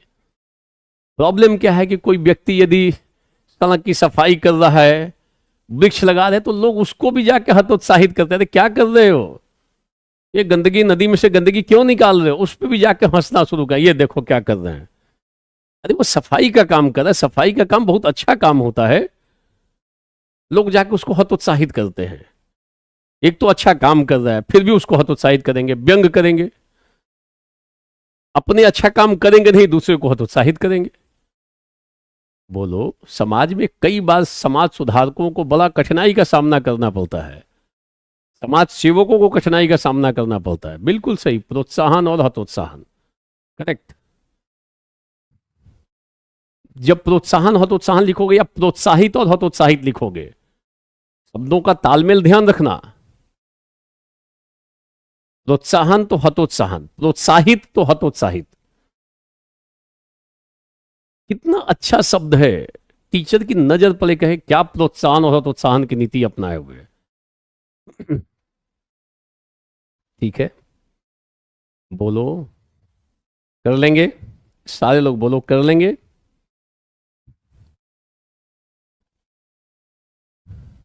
नोट करोगे, एकम सद्विप्रा बहुधा बदंती, इसको संस्कृत में भी लिख सकते हो। सत एक ही है, उसे ही विद्वान लोग अलग अलग तरीके से व्याख्यायित करते हैं, मतलब बताते हैं, व्याख्यायित करते हैं, बताते हैं, वर्णित करते हैं। सत तो एक ही, एकम सत विप्रा, सत एक है, उसे विद्वान लोग, विप्र लोग अलग अलग तरीके से व्याख्यायित करते हैं। यह एकम सद्विप्रा बहुधा वदंती। आज समस्या क्या है, सांप्रदायिकता या जो धार्मिक कट्टरता पैदा हो गई है, सब लोग अपने रास्ते को एक सही रास्ता बताते हैं। मान लो डिफरेंट टाइप्स के रिलीजन हैं, अलग अलग रिलीजन हैं, और सारा रिलीजन कहता है मेरा जो रास्ता यही एकमात्र सही रास्ता है, और यहीं से एकमात्र सही रास्ता यही है, इसी रास्ते को पकड़ो जो मेरे धर्म ग्रंथ में कहा गया है। दूसरा रिलीजन में कहता है कि मेरे जो धर्म ग्रंथ में है ना वही रास्ता सही रास्ता है। आपस में तनाव, संघर्ष, अविश्वास। तो ये कहा जाता है कि जितने ये डिफरेंट रिलीजन है सब एक ही जगह ले जाएंगे, सत्य तो एक ही है, और डिफरेंट जो रिलीजन है वहीं तक जाने का रास्ता है। रास्ते अलग अलग हैं, लक्ष्य एक है। अगर हम एकम सद्विप्रा बहुधा बदंती को माने तो धर्म के नाम पर होने वाले हिंसा और वैमनस्य को कम कर सकते हैं, बढ़ती हुई सांप्रदायिकता पर नियंत्रण कर सकते हैं यदि इस विचार को फैला दिया जाए। जितने रिलीजन हैं अलग अलग रास्ते हैं एक ही जगह पहुंचने के, रास्ते अनेक, बिंदु एक, जहां पे पहुंचना है। ध्यान देना, सत्य एक ही है, उसको व्याख्यायित करने के, इसी एक परम सत्य की व्याख्या अलग अलग लोगों ने अलग अलग कर रखी है। यही संदर्भ आता है एकम सद विपरा बहुधा बदंती। अगर इस अवधारणा को दिमाग में बैठा दिया जाए तो हम दूसरे किसी रास्ते पे चलने वाले को गलत नहीं कहेंगे। बहुत सारे रिलीजन हैं और सारे रिलीजन में टॉप लेवल एक पर्टिकुलर पॉइंट पे जाने की बात हो रही है। तो ये जो लाइन है बताता है कि अगर हम ये अवधारणा माने तो सांप्रदायिकता जैसे समस्याओं का निराकरण किया जा सकता है। सत्य एक है, विद्वान लोग उसे अलग अलग तरीके से, विपरा नहीं विप्रा है, विप्र है, विप्र है, विप्र का मतलब होता है बुद्धिमान व्यक्ति, विप्र, विप्रा है वो। प्रिंटेड नोट से ले लोगे मिल जाएगा ये लाइन, एकम सद विप्रा बहुधा बदंती, सद विप्रा बहुधा बदंती। दम में हलंत नहीं दोगे तो दिक्कत हो जाएगी, अविप्र हो जाएगा। संस्कृत लिखते वक्त शुद्धि का भरपूर ध्यान रखना। एक लाइन लिख लो, आज के समाज की विडंबना है, नोट कर लोगे, सब कुछ हो रहा है तरक्की के इस जमाने में, सब कुछ हो रहा है, हम खूब डेवलप कर रहे हैं, सब कुछ हो रहा है तरक्की के इस जमाने में, परंतु यह क्या है कि आदमी इंसान नहीं होता। आदमी हैवान हो रहा है, बेईमान हो रहा है, शैतान हो रहा है, पशु हो रहा है, इंसान टाइप में आदमी नहीं हो रहा है। सब कुछ हो रहा है तरक्की के इस जमाने में, परंतु सब कुछ हो रहा है तरक्की के इस जमाने में, परंतु यह क्या है कि आदमी इंसान नहीं होता। बहुत अच्छा लाइन है, लिख सकते हो।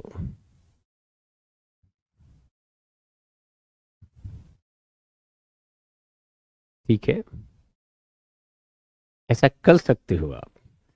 अगर मान लो भारतीय संस्कृति पे कोई निबंध आया हो, भारतीय संस्कृति पे, कल्चर पे, तो वहां पे आप ऐसा लिख सकते हो, नोट करोगे। हमने ऐसे सैकड़ों, हमको लगता है 500 से भी अधिक ऐसे कोटेशंस होंगे। वो जो बुकलेट मैंने दे रखा है लगभग 70-80 पेज का है, वो दिया जा चुका है। 1-2 दिन में मिल जाएगा, या मिल गया होगा या मिल जाएगा। मंडे को तो मिल जाना चाहिए, उसका हम प्रयास करेंगे आपको पीडीएफ आप लोगों को मिल जाए। अभी तक मिला है कि नहीं नोट्स, कोई ये बताएं सारे लोग जरा। अंशुमान, रमेश, रमेश हैं?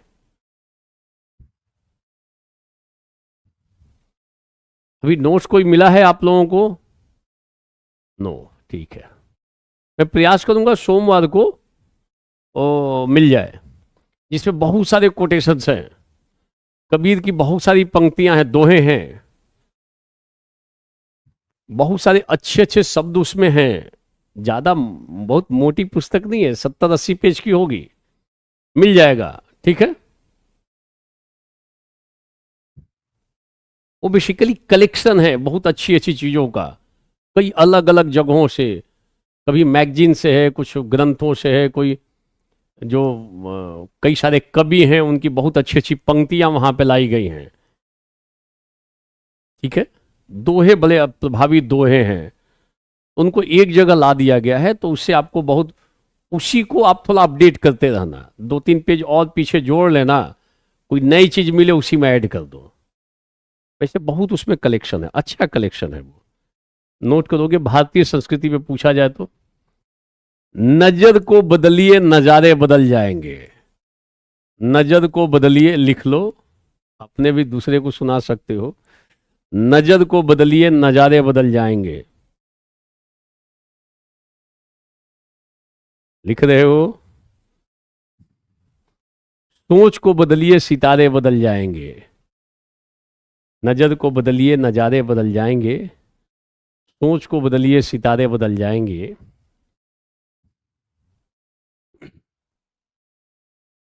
कश्ती बदलने की आवश्यकता नहीं, कश्ती बदलने की आवश्यकता नहीं।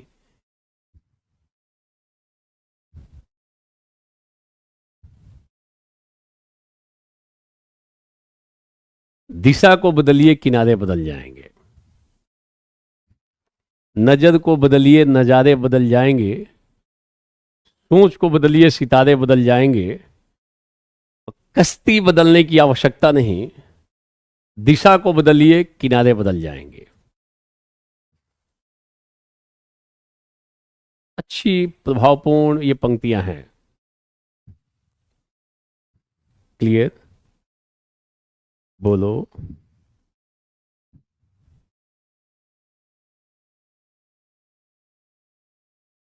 लिख लिया? एक बार बोले सारे लोग।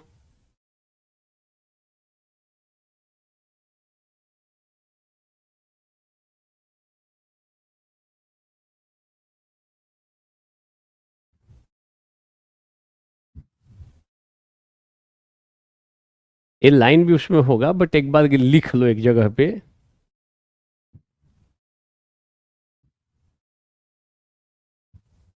यस, लिख लो। सच्चा मनुष्य कहलाने का अधिकारी, ये निबंध में ऐसी स्थितियां बन रही हैं जहां पे मानव की कुछ क्वालिटी लिखने की जरूरत पड़ जाए, तो आप नोट करोगे। सच्चा मनुष्य बनने का, सच्चा मनुष्य कहलाने का अधिकारी वही है। कौन है सच्चा मनुष्य दुनिया में? सही आदमी है कौन? कैसे कहोगे ये आदमी सही आदमी है? बड़ा मुश्किल काम है पकड़ना।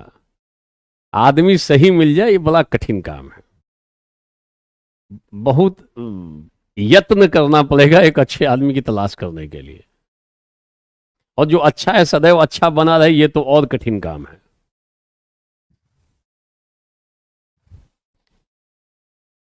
ध्यान रखना, जो हमने बोला नजर को बदलिए, मिल जाएगा वहां पे भी, तो एक बार लिख लो, नजर को बदलिए नजारे बदल जाएंगे, सोच को बदलिए सितारे बदल जाएंगे, कश्ती बदलने की आवश्यकता नहीं, दिशा को बदलिए किनारे बदल जाएंगे।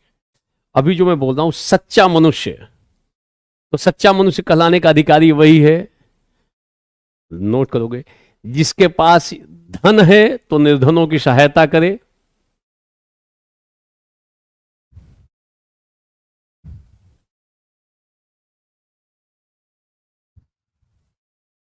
ठीक है।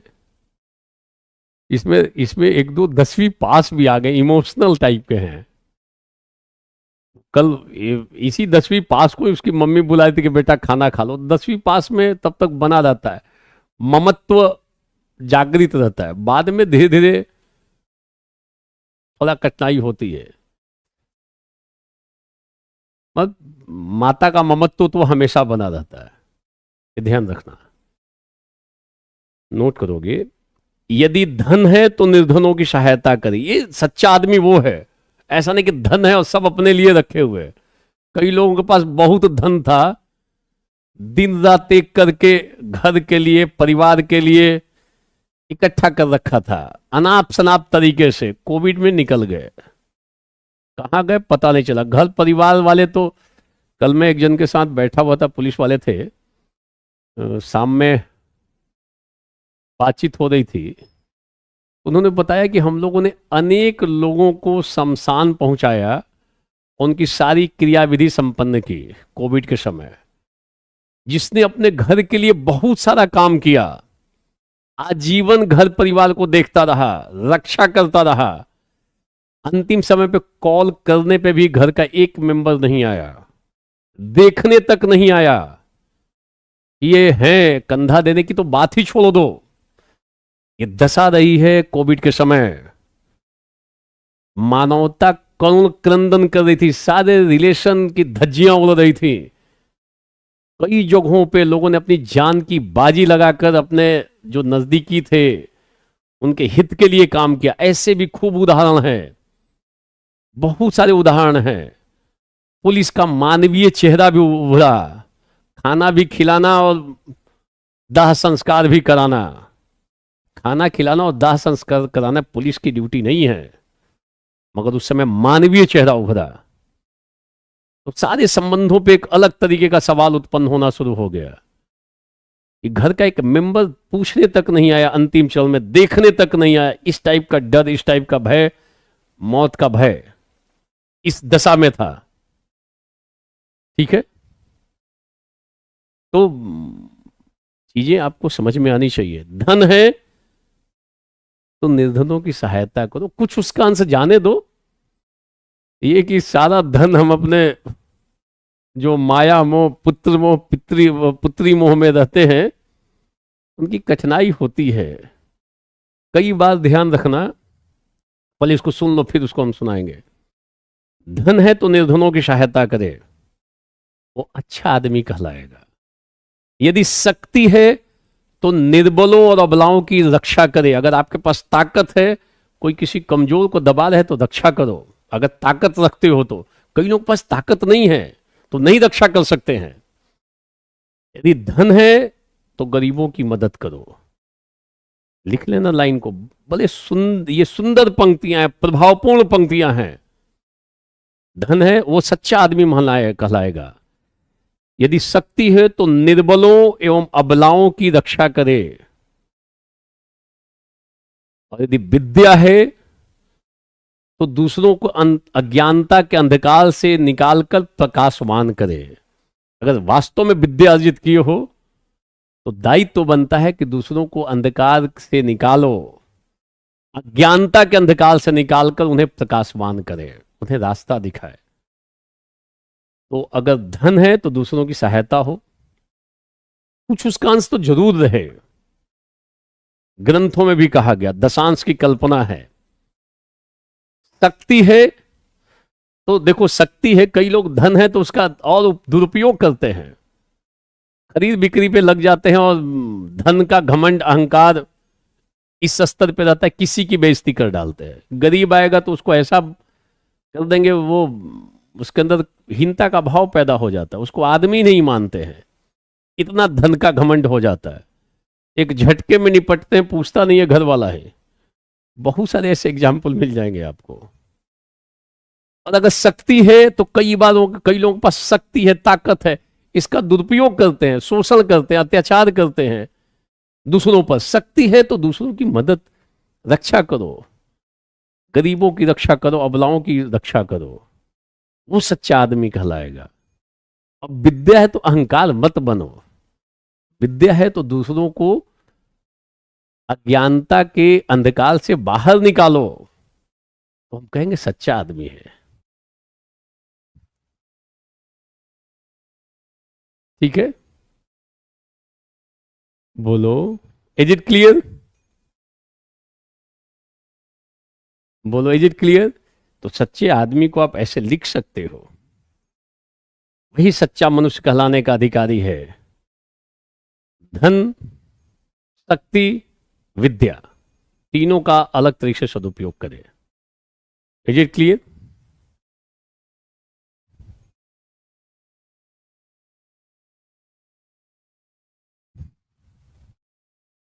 बिल्कुल सही। उस समय रिलेशन, जो संबंध थे ना, वो अलग तरीके से संबंधों का, कई लोगों ने अपनी जान की बाजी लगाकर अपने निकट हित मित्रों की रक्षा की, हितैषियों की रक्षा की, अपने घर परिवार को एकजुट रखा, सबकी सबके लिए काम किया। वो दूसरा भी रूप बहुत ही प्रबल रूप से उभर कर सामने आया, जहां सारे संबंध, जो शंकराचार्य ने कहा था ब्रह्म सत्यम जगत मिथ्या, तो जगत मिथ्या वाली स्थिति पैदा हो गई थी। संसार मिथ्या है, सारे संबंध मिथ्या हैं। वो दशा थी कोविड के समय, ध्यान रखना। तो कई लोग जीवन में भौतिक पूंजी कमाते हैं, धन कमाते हैं, भौतिक पूंजी। कई लोगों के पास ये पूंजी बहुत है, बहुत सारे बंडल हैं नोट के, और हीरे जवाहरात और सोने चांदी के भी ठीक ठीक उनके पास स्टॉक है। ये पूंजी तो खूब इकट्ठा कर लिए। कई लोगों के पास सामाजिक पूंजी नील है, भाई ये बहुत है, मगर ये पूंजी जो सोशल कैपिटल है, नील है। बीमार पड़ने के बाद 4 लोग कॉल करके पूछते नहीं है, कोई ब्लड देने के लिए नहीं आता है, अथाह पैसा है। कई लोग के पास पैसा कम है, परंतु एक बार बीमार पड़ेगा ना, 20 लोग आ जाएंगे उसको ब्लड देने के लिए, 4 लोग हालचाल पूछेंगे, चिंता जताएंगे, यार जल्दी ठीक हो जा तू। उसने सामाजिक पूंजी कमा रखी है, उसके सामाजिक संबंध तगड़े हैं। कोविड के समय ये बातें उभरी हैं, कई लोगों से कोई बात करने वाला नहीं था, बात करने के लिए लोग तरसते थे कि कोई बात करने वाला मिल जाए, क्योंकि बाहर का मूवमेंट बंद हो चुका था, भौतिक पूंजी अथाह थी, भय पैदा हुआ है। और कई लोग उस समय भी ठाकेबाजी कर रहे हैं, मित्रों के साथ हंसी मजाक कर रहे हैं, सबका हाल चाल ले रहे हैं, गाइड कर रहे हैं एक दूसरे को, मनोबल प्रदान कर रहे हैं।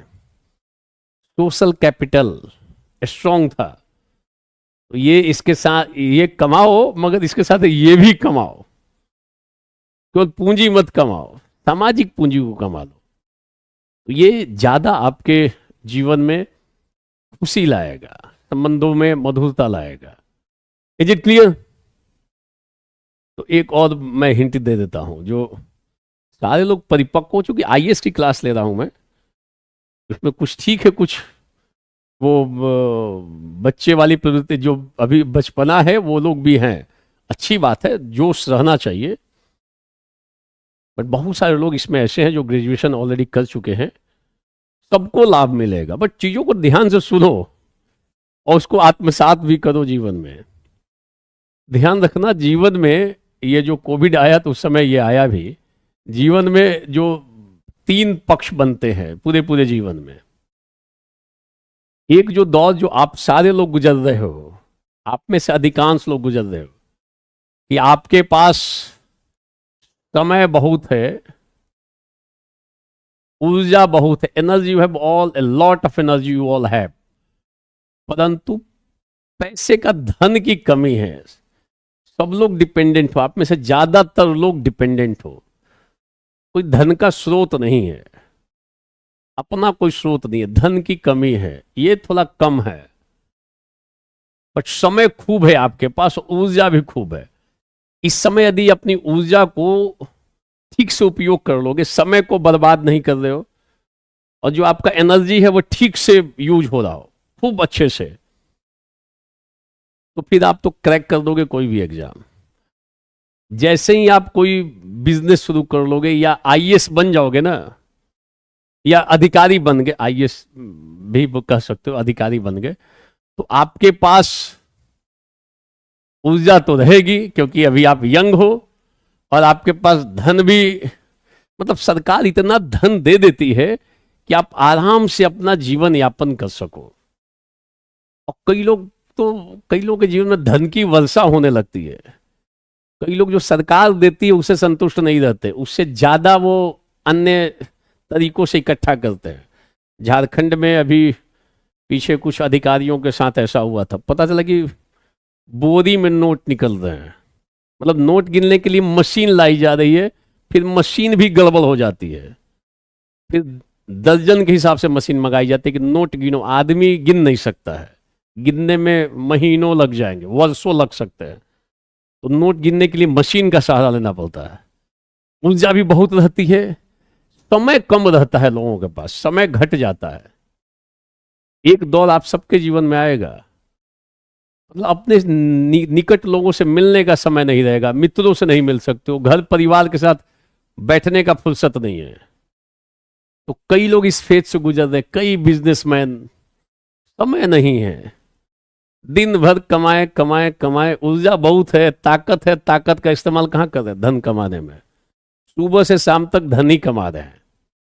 तीसरा स्टेज आने में ज्यादा टाइम नहीं लगेगा, धन के साथ साथ 3-4 चीजें आ जाएंगी, बीपी आ जाएगा, हार्ट डिजीज आ जाएगा, फिर डायबिटीज आ जाएगा, कुछ और 2-3 आ जाएगा। तो तीसरा फेज आ जाएगा कि धन रहेगा खूब, समय रहेगा खूब, और ये एनर्जी खत्म हो गई। अब बैठ के देखेंगे कि हमारा धन बहुत है, मानसिक संतुष्टि होती है। तो कई लोग थर्ड फेज में आ गए हैं, धन बहुत है, ताकत नहीं है धन को खर्चा कर लें, केवल खुश रहते हैं कि मेरे पास धन है, जिंदगी की कथा समाप्त हो जाती है इसी में।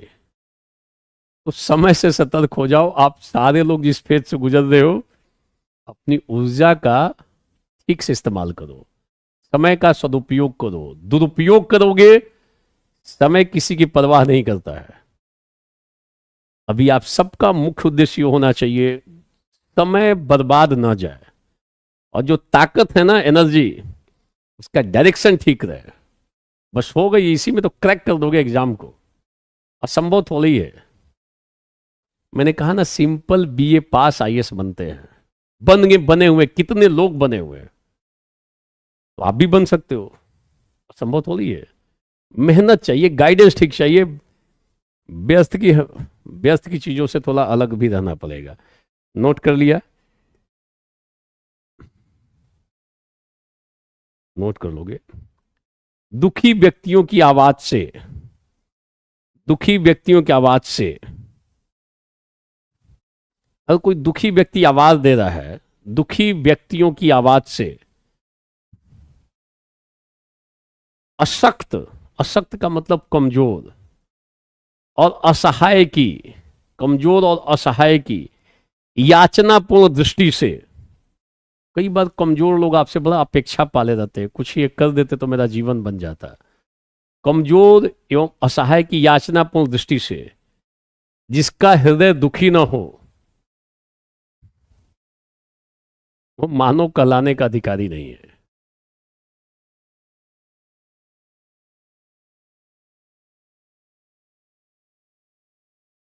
ठीक है? Is it clear?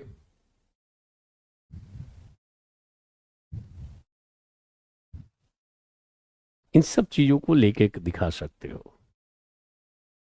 आप। अच्छे अच्छे कुछ लाइन का संग्रह कर लो, कबीर की कुछ दोहों को याद कर लो, रहीम के दोहों को याद कर लो, कुछ तुलसीदास जी के दोहे उनको याद कर लो, जो चौपाइयां हैं, जो बड़े ही प्रभावपूर्ण हैं। मैथिली शरण गुप्त का, रामधारी सिंह दिनकर जी का, सूर्यकांत त्रिपाठी निराला का, सुमित्रा नंदन पंत का। तो कुछ ऐसी कविताएं हैं, कुछ ऐसे वक्तव्य हैं, कुछ ऐसे लोकोक्तियां हैं, उनको एक जगह इकट्ठा कर लो और समयानुसार उनका इस्तेमाल करो। जैसा प्रश्न पूछा गया वहां पर उसका प्रयोग, फिर निबंध में नंबर आना ही है। क्लियर? बोलो, इज इट क्लियर? घर पे बैठे एक लिख रहा है कि सर अब मैं भी भोजन की तैयारी कर रहा हूं, आप भी भोजन करें और हम भी। घर पे बैठा हुआ है, सुविधा भोगी आदमी है, भोजन बन रहा है, इसको भोजन की चिंता सता रही है। पढ़ते वक्त तो भूल जाओ कि भोजन बन रहा है कि नहीं बन रहा है, चिंता सता रही है कि भोजन मेरा बन जाना चाहिए। बाहर निकलोगे ना जिस दिन घर से बाहर, तो समझ में आता है कि भोजन की चिंता भी सताने लगती है। बैठे बैठे भोजन मिल रहा है तो पढ़ाई की चिंता खत्म है, भोजन की चिंता सता रही है। बिल्कुल सही। प्रियम्बल याद हो गया? कितने लोगों को प्रियम्बल याद हो गया? जरा बोलो।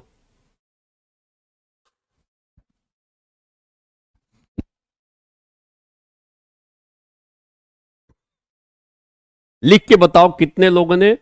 झूठ मत बोलना, क्योंकि झूठ हमसे नहीं बोलोगे, झूठ अपने से बोलोगे, क्योंकि आपकी आत्मा आपके साथ है। बोलो।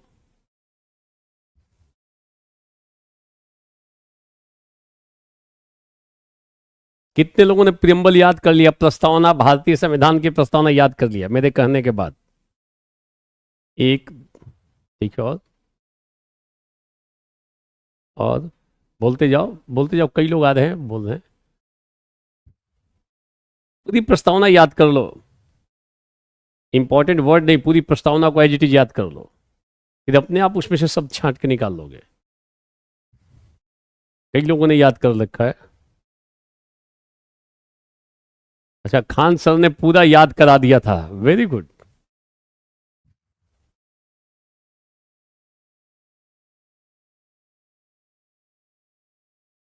अच्छा, प्रेमबल और कर्तव्य दोनों याद कर लिया आरिफ ने, वेरी गुड।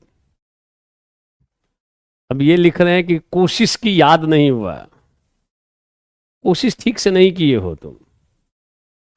कोशिश करते तो कोशिश करने वालों की कभी हार नहीं होती है।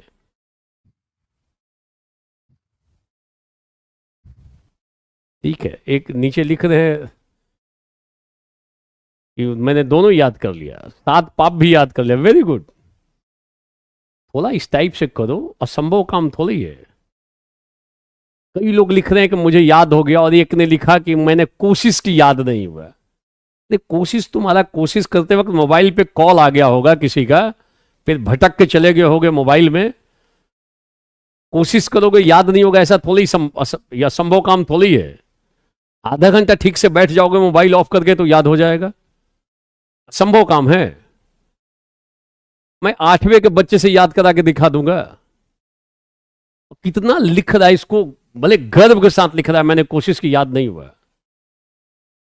क्या मन स्थिति है। बोला इस पे भीतर से ना दर्द होना चाहिए, मैंने कोशिश की, याद नहीं हुआ। ये व्यर्थ का बकवास करने के लिए ना जाके अपने पिताजी को बोलना कि मैं पढ़ तो रहा हूं मगर याद नहीं हो रहा है, कहेंगे बेटा आ जाओ दुकान खोल लेते हैं, उधर कुछ और लगा लेंगे हम लोग मिलके, दोनों लोग। चल, लक्ष्य रखे हो तो उसके अनुसार काम भी करो। आपके साथ के कई लोग लिख रहे हैं, कई लोग, कि मैंने याद कर लिया।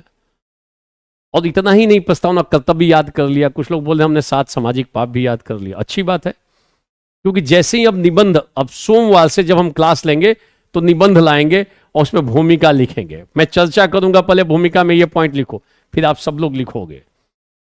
तो हम लोग हो सकता है 10 के आसपास निबंध की भूमिका लिखने का प्रयास करें, ताकि एक प्रैक्टिस हो। फिर मध्य भाग में जाएंगे। प्रस्तावना याद रहेगी तो लिखने में अब आसानी होगी। कोशिश की, नहीं याद हुआ, ठीक है, कोशिश करो, फिर कोशिश करना, रात में बार बार कोशिश करो।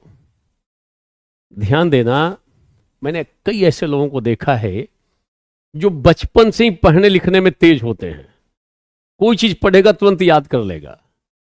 और मैंने उन लोगों को भी देखा है जो बहुत ज्यादा तेज नहीं थे, बट मेहनत इतना किया उन लोगों ने, बारंबार अभ्यास, मेहनत, लगातार मेहनत, कि वो लोग आईएएस बन गए, जिनका पास्ट का ट्रैक रिकॉर्ड ठीक नहीं था, बड़ा उल्टा पुल्टा टाइप में था। सेकंड डिवीजन, थर्ड डिवीजन किसी से पास हो गए थे। मैट्रिक भी वो पता लगा किसी तरीके से 12 वाला भी डिग्री मिल गई है, पास पास टाइप की। मगर जब उनको लगा कि यार आईएएस के देना है, मुझे आईएएस की तैयारी करनी है, तो दिन रात एक कर दिया उन्हें अपने को। उन्होंने इतना मेहनत किया कि उस स्तर पे पहुंच गए कि जो तेज दिमाग के थे उनको भी बाईपास कर दिया। तो ध्यान रखना, कोई जरूरी नहीं है कि एक ही बार पढ़ो याद कर लो। कुछ लोगों के साथ ऐसा होता है, उसको 10 मिनट का समय दोगे रट के बता देगा, आपको तुरंत याद कर लेगा। तो कुछ खूबियां रहती हैं बाई बर्थ भी, और कई लोग प्रैक्टिस से, अभ्यास से, अपने जिद से, दृढ़ संकल्प से वो योग्यता हासिल कर लेते हैं। तो आप हासिल करो, ये मत लिखो कि प्रैक्टिस किया और याद करने की कोशिश किया। उस दिन नींद कैसे आ गई तुम्हें, रात भर जगे रह जाते, यही पढ़ना है, सुबह में जाके सोते। 10 लाइन याद करने में इतनी दिक्कत है, फिर तो अथाह भी पड़ा हुआ, आगे का पूरा रास्ता भी पड़ा हुआ है। ठीक है, शेष पक्षों को सोमवार से शुरुआत करेंगे। Is it clear? यस।